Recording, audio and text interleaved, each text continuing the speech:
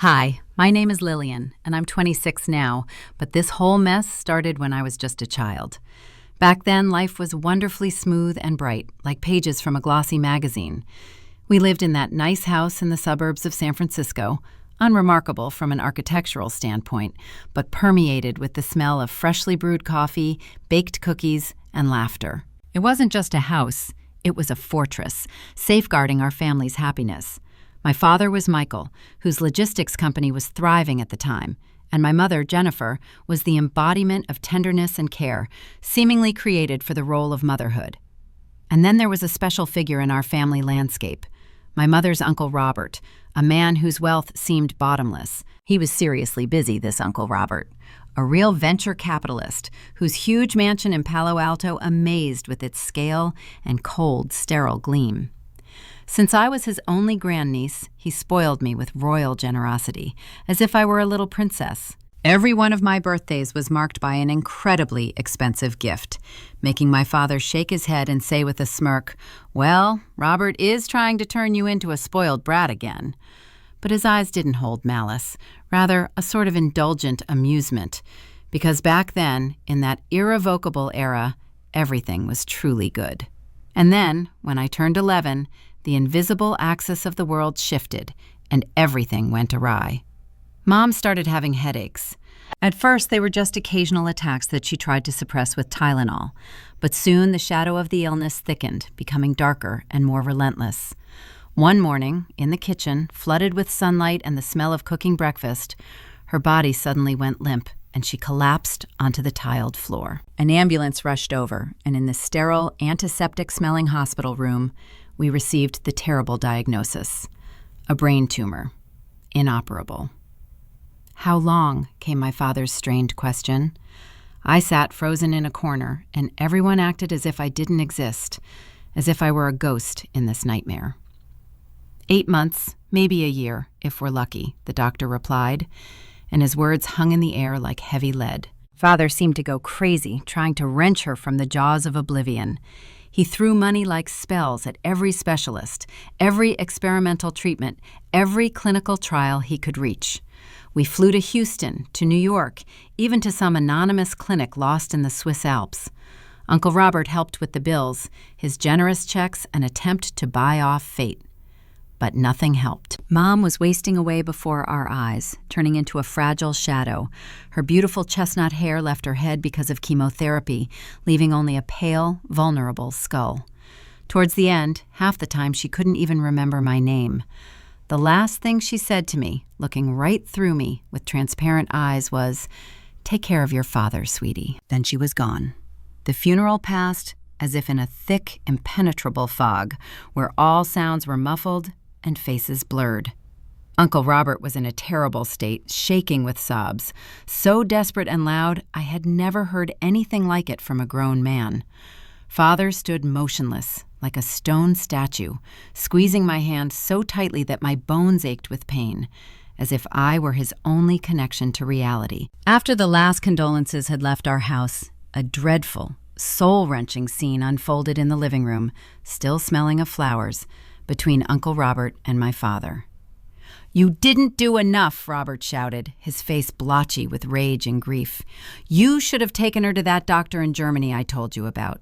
"I did everything I could," Father retorted, his voice hoarse with helplessness. "I spent everything we had. Do you think I didn't want to save her?"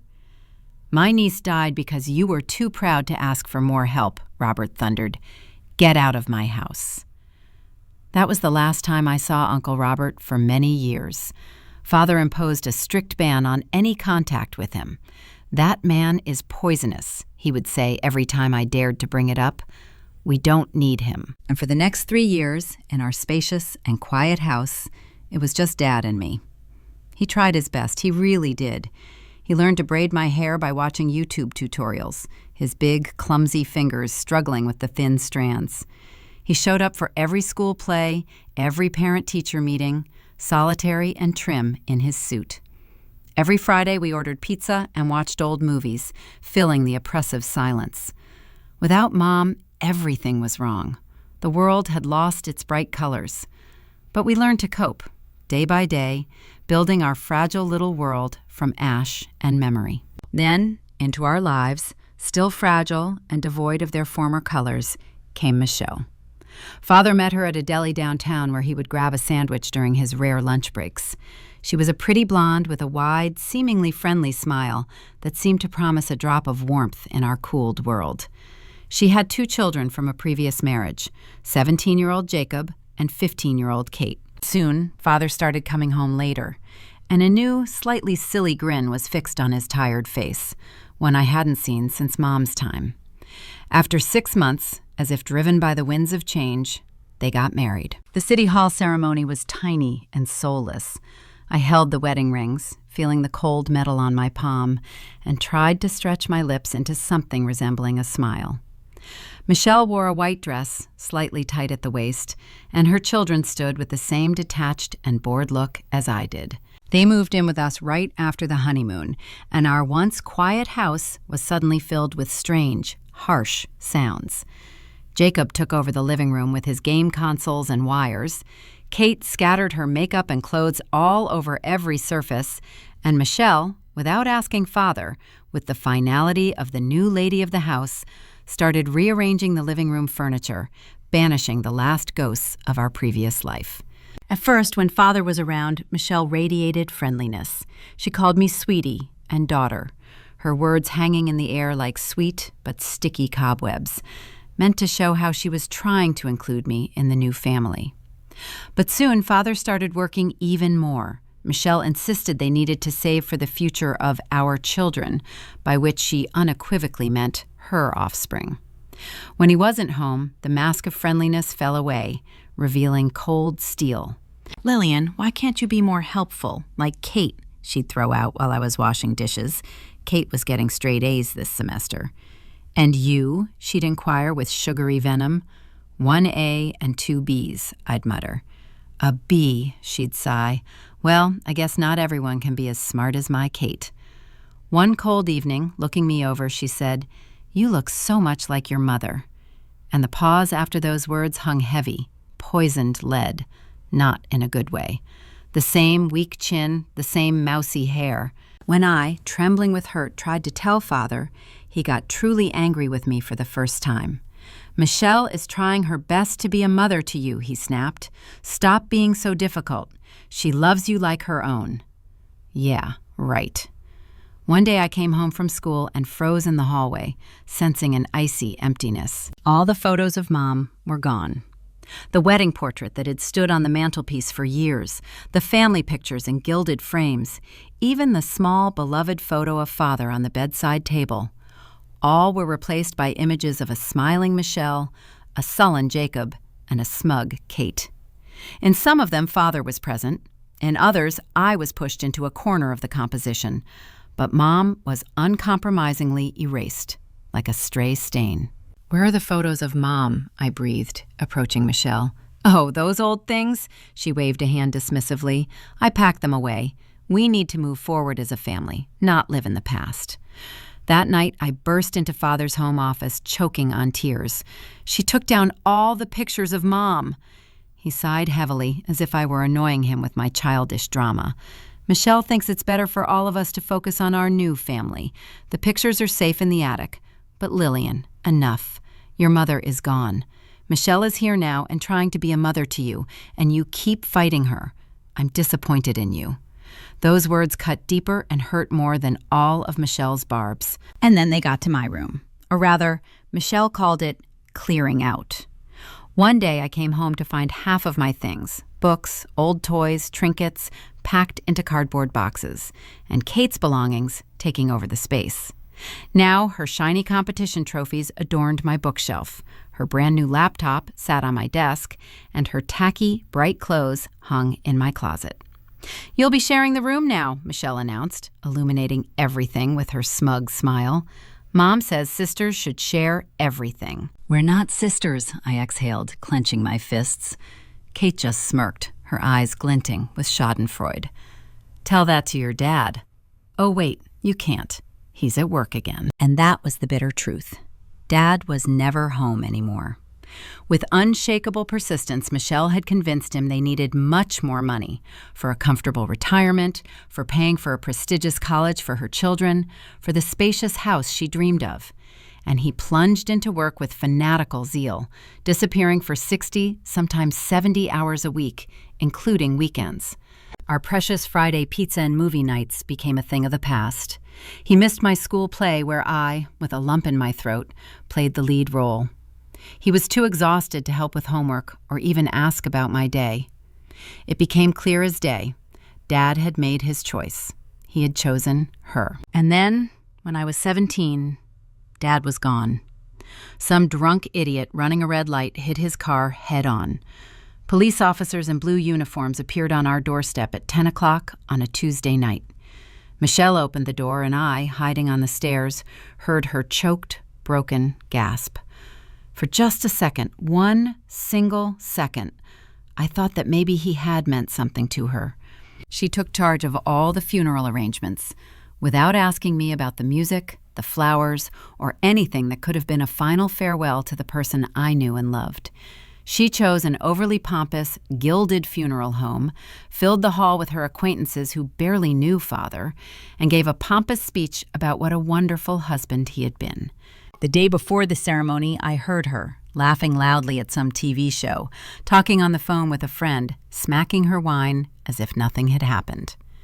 At the funeral itself, she wept so theatrically loudly that all the attendees rushed to comfort her, and I sat in the front row, petrified, unable to make a sound, feeling the last bastion of my world crumbling. 2 weeks later, the will was read. Father's lawyer, Mr. Barnes, silver-haired and always so confident, looked awkward this time and avoided my gaze. The will was updated 18 months ago, he said, looking at the papers. The family business and the house were left to Michelle. My educational trust fund remained intact, but she was appointed the trustee until my 25th birthday. Michelle smiled sweetly and patted my hand. "Don't worry, dear. I'll take care of everything." 2 weeks later, contractors with bulky toolboxes showed up at the house. "We're converting the attic for you," she announced to me in a businesslike manner. "Jacob needs a proper room." "That's my room," I tried to object, but my voice sounded weak. "It was your room," she corrected, and a cold triumph flashed in her eyes. "Upstairs will be fine." The attic was indeed unbearable. In summer, it turned into a scorching oven. In winter, an icy crypt with low, slanted ceilings I constantly hit my head on. All my things were moved up there one day while I was at school. My real bedroom, the room I had lived in my entire life, became a gaming den for Jacob, cluttered with wires and empty soda cans. Then came the garage sale. Father's tools, his golf clubs, his collection of antique clocks, even his college yearbooks, all were sold to strangers for a pittance. Mom's porcelain, which she loved so much, disappeared. So did her jewelry box, promised to me for my 18th birthday. The photo albums, the last testaments of our past life, vanished into thin air. I enrolled at UC Berkeley for landscape architecture. Finally, there was a glimmer of something good in my life. But when I needed money for the dorm deposit, Michelle turned a simple request into a humiliating battle. $800 for a deposit? She raised an eyebrow. That seems excessive. It's for student housing. That's what it costs, I explained quietly. Well, I'll need to see all the paperwork and receipts, she declared, pursing her lips into a thin line. The purpose of the trust is education, not frivolous spending. Every, even the smallest, expense turned into an exhausting confrontation. Books? Why are they so expensive? A meal plan? Can't you just cook for yourself? A necessary laptop for my design classes? Do you really need a new one? I moved into the dorms and almost never returned to that house that was once mine. Christmas, maybe Thanksgiving, that was the extent of my visits. The less I saw them, the easier it was to breathe. In my third year, mid-spring semester, a call came from Michelle.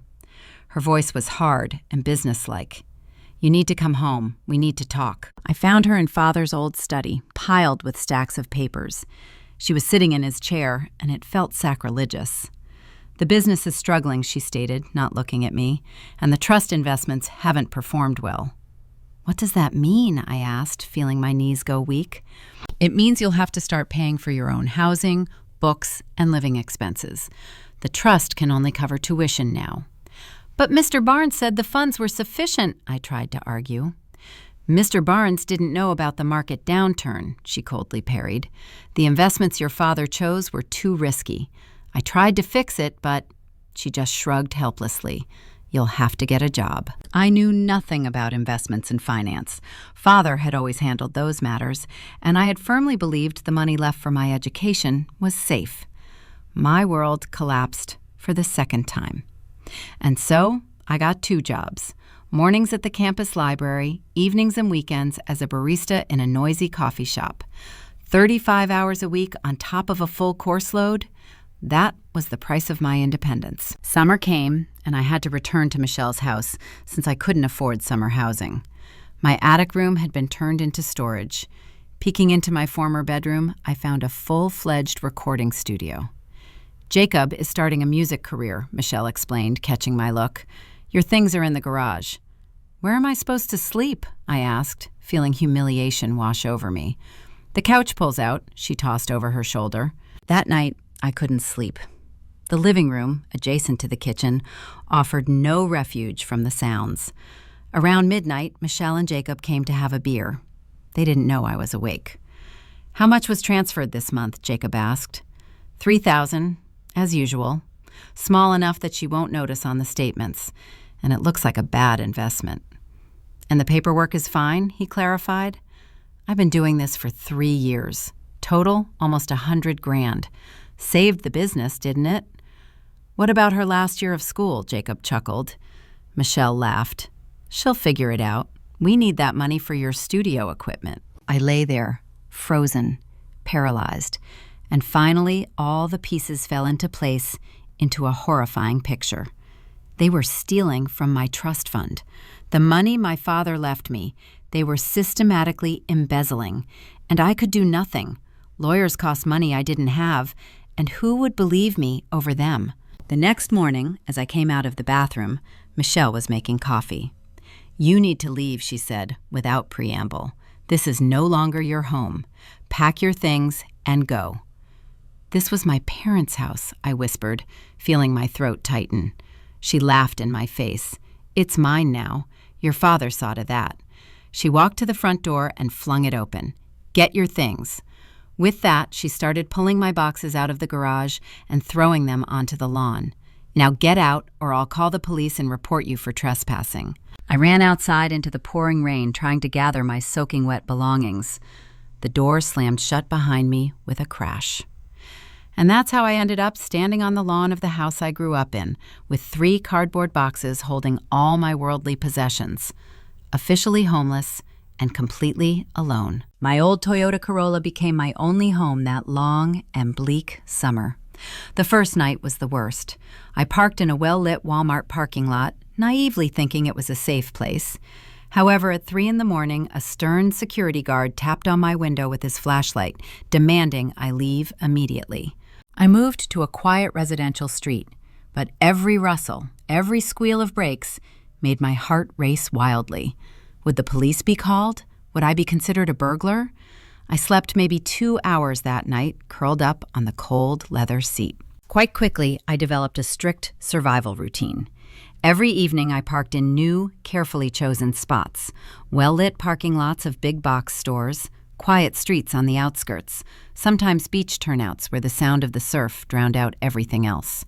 I never stayed in the same place twice. The old folks in neighboring houses don't like that. I learned to crack the windows just enough so the car wouldn't get stuffy, but not enough for someone to reach in. A baseball bat lay on the passenger seat. Not that I knew how to use it, but its cold weight was somewhat calming. $40 a month for a 24-hour fitness club membership was the best investment of my life. A shower, a clean restroom, a place to get drinking water without hassle. I went there at 5 a.m, before my morning shift at the coffee shop, trying to look like a regular patron, while other people came there to actually work out on the machines. The coffee shop job was from 6 a.m. to noon.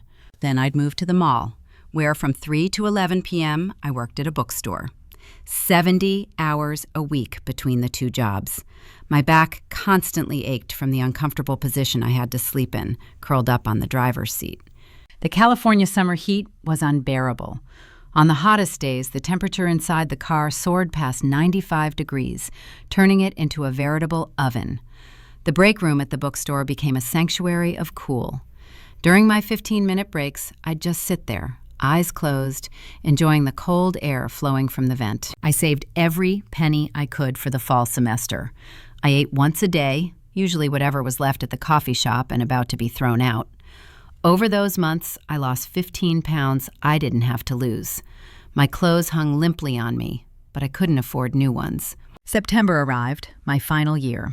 I continued working 2 jobs while taking 18 credits. My schedule was insane. Classes from 8 to 3, the coffee shop from 4 to 8, the bookstore on weekends. I studied in the car by flashlight. My grades started slipping inexorably. Professor Martinez, a man with kind eyes, took me aside after I fell asleep in his urban planning lecture. "Lillian, what's going on? This isn't like you." "Just working a lot, Professor. I'm fine," I mumbled. He looked unconvinced. But what could I say? "Hey, I'm homeless and live in my car. No, thank you." In October, it got cold. At night, the thermometer dropped into the 40s. I bought a worn sleeping bag from a thrift store, and occasionally, when I was at my limit, splurged on a night in a cheap motel. 5 months of this hell. 5 months of constant fear, exhaustion, and hunger. And then, one November morning, as I was working the register at the coffee shop, dead on my feet, a familiar low voice said, "Large black coffee, please." I looked up. Standing before me was Uncle Robert. Older, grayer, but unmistakably him. His eyes widened in astonishment. "Lillian? My God, is that you?" I froze. Part of me desperately wanted to run and hide. Another part, to burst into tears. "Hello, Uncle Robert. You look—" he faltered. I knew perfectly well how I looked. Gaunt, pale, with huge dark circles under my eyes. "When do you get off?" he asked, and his voice held the old, almost forgotten notes of concern. "At noon. I'll be back at noon. We need to talk." He returned exactly at 12, holding a paper bag with sandwiches from a nearby deli. We sat in his warm leather and expensive cologne-scented Mercedes, and I ate as if I hadn't seen real food in days, which was the truth. "Tell me everything," Uncle Robert said softly but firmly. So I did. I laid it all out for him, a full confession without embellishment or omission. About Father's hasty marriage, his tragic death, how Michelle methodically took over everything that belonged to our family. I told him about the overheard conversation revealing the embezzlement from the trust fund and my shameful eviction. 5 months of living in a car compressed into a few bitter staccato sentences. His face, initially showing only mild concern, grew darker with each of my words. "You slept in your car?" he repeated, and his voice held something between horror and fury. "Why didn't you call me after your father died?" "I didn't have your number. I didn't know how to find you." "That's nonsense," he cut off, his eyes flashing. "You could have figured it out. You were too proud. Just like your father." Maybe he was right. Maybe it was pride talking in me. Or perhaps we just get too scared and too broken to ask for help. "Pack your things," he stated authoritatively. "You're coming home with me. You should have come to me the day that woman threw you out." I obediently followed his luxurious sedan and my beat-up Toyota all the way to Palo Alto. His mansion, rising behind a high fence, was even larger and more majestic than in my childhood memories. He led me to a guest room whose dimensions surpassed any apartment I'd ever seen. A real wide bed with crisp linens, a private bathroom with a huge, gleaming clean tub. "Clean up," he said more softly. "Take your time. Dinner is at 7. I took the longest, most blissful shower of my life, washing away not only the grime of the streets, but also layers of accumulated exhaustion and despair. I put on a clean dress from the bag that had been gathering dust in my trunk. I fell into a sleep on the incredibly soft bed and woke up feeling like I was inside some beautiful, unreal dream. At dinner, Robert was collected and businesslike. Tomorrow we are meeting with my lawyer. What Michelle did is theft, plain and simple. The next morning, in Mr. Stevens's, Robert's lawyer, luxurious office, the atmosphere was one of focused seriousness. The lawyer, a man with an impassive face, took notes as I spoke. "We can have her removed as trustee immediately," he concluded. "Embezzlement is a criminal offense. We will need the financial records, but armed with your testimony and a forensic accountant's report, we will send her a formal demand." "How long will it take?" I asked. "Give me 2 weeks to get a court order for the records. Then we'll see the full picture of her activities." Exactly 2 weeks later, Mr. Stevens called. The news was shocking. "It's worse than we thought. She has been systematically siphoning money for 3 years. The amounts were small, but they total $97,000. On top of that, she paid herself inflated fees as trustee and used trust assets for personal expenses." A meeting was set for the following Monday. Michelle walked into Mr. Stevens's austere conference room in an expensive designer suit that I was sure my trust fund had paid for. She stopped short on the threshold, seeing me and Robert. "What is the meaning of this?" she asked coldly. Mr. Stevens laid out all the details, the findings of the financial audit, the irrefutable evidence of embezzlement, the prospect of criminal prosecution. "This is ridiculous," she snorted, trying to maintain her haughtiness. "Those were legitimate investments in the family business, without extra paperwork, without formal agreements. And the $30,000 is my legitimate compensation as manager." Mr. Stevens smiled, and his smile reminded me of a shark scenting blood. "I don't think so. Lillian voluntarily left your home. You threw her out," Robert clarified grimly. "She's been living in her car for the last 5 months." Michelle's face went white, but she quickly tried to pull herself together. "She could have come back at any time." "Stop talking nonsense," my voice rang out, firm and clear, the first words I had spoken since the meeting began. "I heard you talking with Jacob. You stole my money. You threw out my parents' things. You took absolutely everything." In the silence that fell, Mr. Stevens laid a folder of documents on the table. Mr. Stevens, without changing his shark-like expression, laid out the ultimatum. "You have 2 options." His voice was cold and sharp as a blade. "You sign this agreement, you immediately step down as trustee, and Robert takes over. You return the entire embezzled sum with accrued interest. Otherwise, we initiate criminal proceedings immediately." She signed. The evidence was irrefutable, and the prospect of jail was stronger than her greed. The terms of the agreement were even better than I could have imagined. To return the stolen funds, Michelle had to sell her share of my father's company to Robert, and he, without hesitation, transferred all rights to it to me. So, in an instant, I became the owner of the business my father had built from scratch, and all the embezzled funds, about $120,000, were returned to me with interest. Robert became my new trustee, and the first thing he did was write a check covering my entire tuition debt. "Quit those jobs tomorrow," he declared, in a tone that brooked no argument. "Focus on your studies. Getting your degree is your only job now." Michelle, Jacob, and Kate had to sell our family home and move away hastily.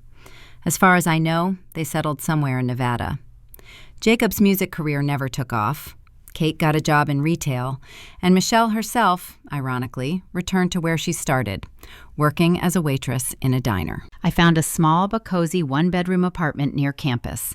After 5 months in the car, it felt like a palace. Robert insisted I stay at his mansion, but I desperately needed my own space to heal and figure out who I was without the nightmare I'd lived through. "You need help processing all this," Robert said softly during one of our Sunday dinners. "I'll introduce you to Dr. Coleman. She specializes in trauma." Therapy was hard. We talked about Mom's death, how Father chose Michelle, betraying my memory, those long months of survival in the car. All those demons finally brought into the light. Dr. Coleman helped me understand that what happened wasn't my fault, that surviving didn't make me weaker, and that asking for help wasn't a sign of defeat. My academic performance quickly improved once I could sleep properly and eat regularly. Professor Martinez noticed the change almost immediately.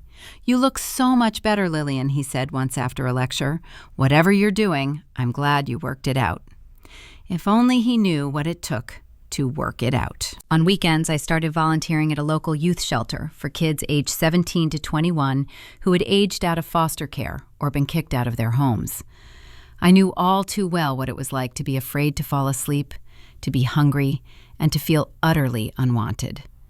I helped them fill out paperwork, find resources, and sometimes just listened, letting them know their voice mattered. Our Sunday dinners with Robert became a sacred tradition.